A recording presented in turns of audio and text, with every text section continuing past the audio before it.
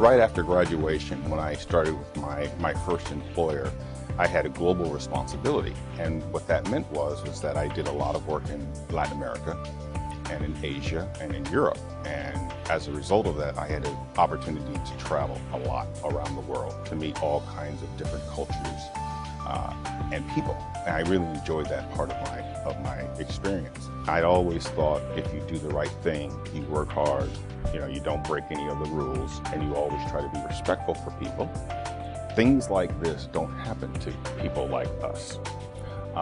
And the big aha was when I realized that it really had nothing to do with your behavior, your performance, you're this, you're that. It was something very arbitrary.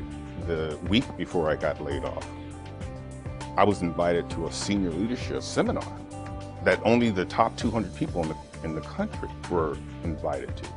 And there were people coming from all over the globe to San Antonio, Texas. And so it just totally caught me off guard. And I did tell my children, I said, I don't think that trip to Disney World is going to happen this spring break, which was kind of disappointing for them because that was one of our personal things that we used to do as a family. And, so we went from going to Orlando, to, heck, we couldn't even get to Peoria, Illinois, or Kalamazoo.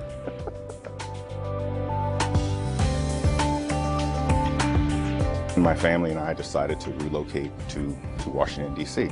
I took a job in the federal government as a contractor working for a contracting firm that actually was introduced to me by the Job Match Project. Within probably 6 months of that, taking that part-time position, I was fortunate enough to have received 4 full-time offers. So, I can't say, gee, what would happen if Job Match was not here? I don't even want to think about that.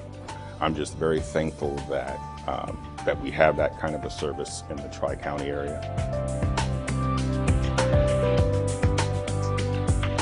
There's a lot of dimensions to Job Match.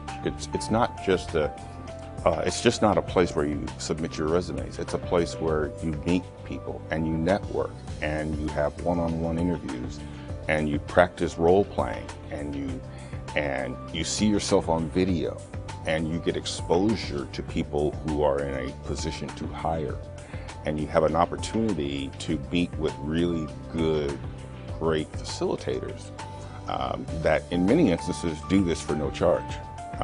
They do this as a volunteer because they're committed to the cause.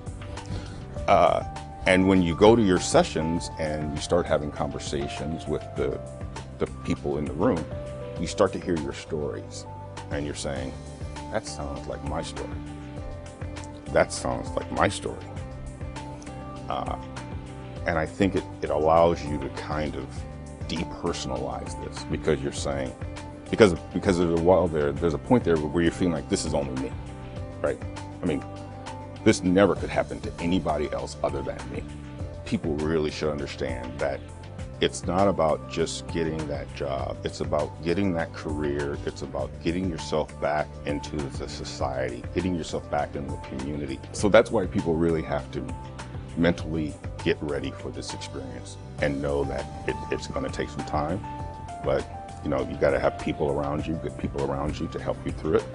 Listen to some of the feedback, even though you may not want to hear it all, and understand that at the end of the day, you have to do work. You have to put your work in.